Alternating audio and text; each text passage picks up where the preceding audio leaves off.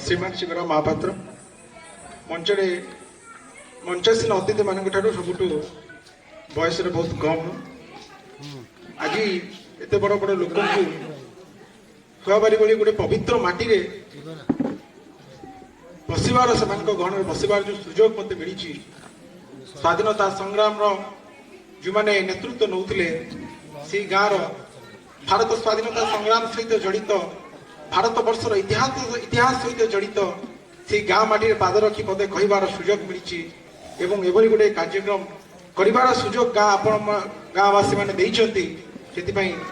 हृदय गभीरतम प्रवेश रु आपण गाँ को आपण गाँ माटी को नमस्कार कर ये समस्ते जो कहले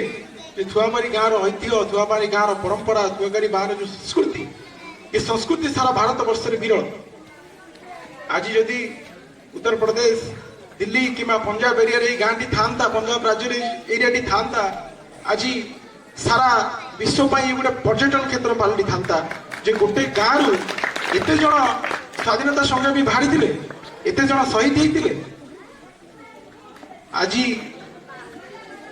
बोधवे ओडिशा भाया गोटे राज्य गाँ अच्छी से आज सरकार ये गाँ को भूली जाइए तेबे इतिहास को कहीं भूली नहीं पारे आज्ञा जो कहते जे आम गाँव अभाव अच्छी असुविधा अच्छी आमको सरकार सहयोग करूना न कर किंतु आमर जो मूर्तिमंत इतिहास रही आम इतिहास स्वाधीनता संग्राम जो गोटे नूतन अध्याय जोड़ी थी आम गाँ से इतिहास को तो कहीं लिभे पारे हजार हजार वर्ष धरी ये गाँव माटी ये गाँव पानी ये गाँव पवन ये गाँव संस्कृति ये गाँव ऐतिह्य को सारा भारत वर्षर इतिहास जोड़ी हम तेणु ये गाँ आज बोली नुह आगामी हजार वर्ष जाए ये गाँ स्वाधीनता संग्रामी गाँ भाव परिचित हम एवं से आज आम तब स्थान स्थिर कलु ये कार्यक्रम आम चिंता कलु जे संग्रामी गाँ थुआबाड़ी आजादी का अमृत उत्सव हो भारत वर्ष को जानापी भारत वर्षर स्वाधीनतार 75 वर्ष ये जो अमृत उत्सव हो यार तीनोटी अनुचिंता मु कहबी तापरे मोर वक्तव्य सारी आज सारा भारत वर्ष रे एकतार अभाव अच्छी जितेबाला भारत स्वाधीन है भारत स्वाधीनता पूर्व सारा भारत वर्षर सबु लोक एकाठी होते जातीय कांग्रेस पताका तले समस्ते छिड़ा होते भारत माता को स्वाधीनता देवाई समस्त उद्देश्य थिला लक्ष्य थिला एक जे आमे समस्ते भारत माता को स्वाधीन दवा कार भितर दल दल वर्णर कौन बाछ विचार नथिला किंतु आज स्वाधीनतार 75 वर्ष पर आमको आज चिंता करिवार समय आसी जो मानसिकता नहीं कि आमको भारत वर्ष मिलता आम पूर्वसूरी मैंने आमको आम सुंदर भारत वर्ष देते जहाँ आम पढ़ुचे देशानाम भारत श्रेष्ठ वर्षानाम भारत श्रेष्ठ देशानाम उत्तलम उत्तल से समदेश देश नास्ति बहीतले ये जो गर्वर कथाटी कही पारुचे आज दुखर कथा आम मान भितर से एकतार अभाव अच्छी आज युवक मानकर नेता नाहांती कृषक मानकर नेता नाहांती आज नेता कहले कांग्रेस दल नेता जनता दल नेता भाजपार नेता ये मानसिकतार गाँ गाँव रे आज एकतार जो भाव होती गाँ गाँव रे आज भाग बंटा हो आज स्वाधीनतार 75 वर्ष अवसर में यह बोधवे सबुठ दुखर कथा जे जो स्वाधीनतार फल चाखिया आम पूर्व पुरुष माने निज जीवन को बलिदान देते आज से स्वाधीनतार 75 वर्ष पर आम देचे कौन पाइचे कौन जो गणतंत्र को लेकिन आम गर्वित अनुभव करुचे सत्यमेव जयते जितेबाला स्टाम्प लगुच से ऑफिस रे गांधी फोटो तले बसी किराणी बाबू 50 टंका लांच नले सत्यमेव जयतर स्टाम्प टे बाजी पार नहीं आज अदालत रे गरीब माँ टे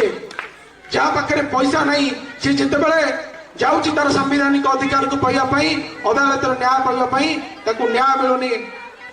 50 वर्ष 30 वर्ष 40 वर्ष धरी केवल मिलूची तारीख आउ तारीख ସ୍ୱାଧୀନତାର ପ୍ରକୃତ ସ୍ୱାଦ ଆମେ ଏବେ ବି ଚାଖି ପାରି ନାହିଁ। ଆମର ପୂର୍ବସୂରୀ ମାନେ ଯୋଉ ମହତ ଉଦ୍ଦେଶ୍ୟରେ ଆମକୁ ଆମ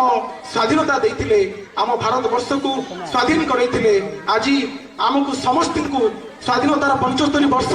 ଅବସରରେ ଯଦି ସେହି କଥାକୁ ଚିନ୍ତନ କରିବା, ତେବେ ଆମ ଭାରତବର୍ଷ 75 ବର୍ଷ ଆଗକୁ ନୁହଁ, ବୋଧେ 75 ବର୍ଷ ପଛକୁ ଚାଲି ଯାଇଛି। ଆଜି ଦେଶର ଯୁବକ ମାନେ ଦେଶର ଯୋଉଭଳି ଭାବରେ ଆଜି ସମସ୍ୟା, ଦେଶରେ ବେକାରୀ ସମସ୍ୟା ହଉ, ଦେଶରେ ଦୁର୍ନୀତି ସମସ୍ୟା ହଉ, ଦେଶରେ ଦରଦାମ ବୃଦ୍ଧି ସମସ୍ୟା ହଉ, ଯାହା ଯାହା ବି ସମସ୍ୟା ରହିଛି, ଏ ସମସ୍ୟା ପାଇଁ ଆମେ ମାନେ ନିଶ୍ଚିତ ଭାବରେ ଯଦି ନିଜ ନିଜ ସ୍ତରରୁ ଉଦ୍ୟମ କରିବା ଏବଂ ଆମର ଯୋଉ ଗଣତନ୍ତ୍ର, ବିଶ୍ୱର ସବୁଠୁ ବଡ଼ ଗଣତନ୍ତ୍ର ଆମେ ମାନେ ପାଇଛେ ଏବଂ ସଂଘର୍ଷର ଦୀର୍ଘ 200 ବର୍ଷର ସଂଘର୍ଷ ପରେ ଯୋଉ ଭାରତବର୍ଷ, ସ୍ୱାଧୀନ ଭାରତବର୍ଷ ଆମେ ମାନେ ପାଇଛେ, ସେହି ସ୍ୱାଧୀନ ଭାରତବର୍ଷ ଆଜି ଆମ ମାନଙ୍କୁ ଏହା ମାଗୁଛି ଆମେ ମାନେ ସମସ୍ତେ ତାର ଭାରତ ମାତାର ଜାତୀୟ ପତାକା ତଳେ ଥରେ ଠିଆ ହେଇକି କହିପାରିବାନି କି ଭାରତ ମାତା କି ଜୟ। ଯଦି ଆମେ ମାନେ ଭାରତ ମାତା କି ଜୟ କୁ ବିରୋଧ କରିକି ଦେଶର ସବୁଠୁ ବଡ଼ କ୍ୟାମ୍ପସରେ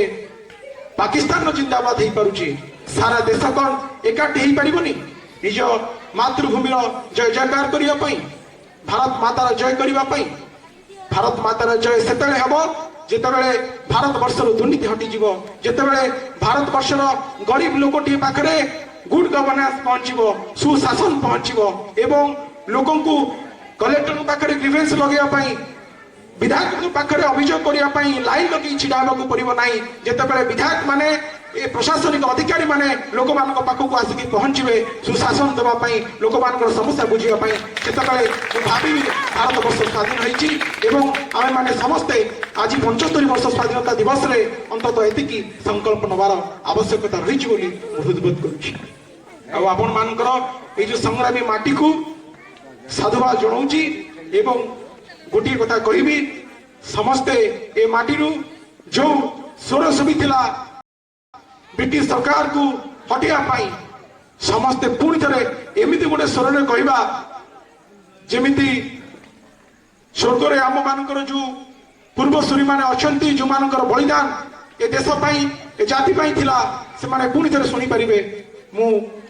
ସମସ୍ତଙ୍କୁ ଜୋରରେ କହିବି ଭାରତ ମାତାର ନାରା ଦେବା ପାଇଁ। ବୋलो ଭାରତ माता की,